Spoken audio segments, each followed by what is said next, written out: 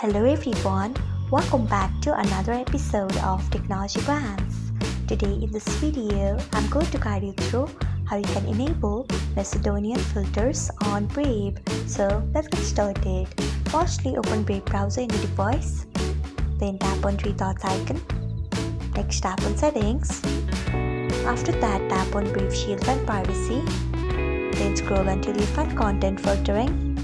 Next tap on it. After that, scroll until you find Macedonian filters. Then turn on it by tapping on it.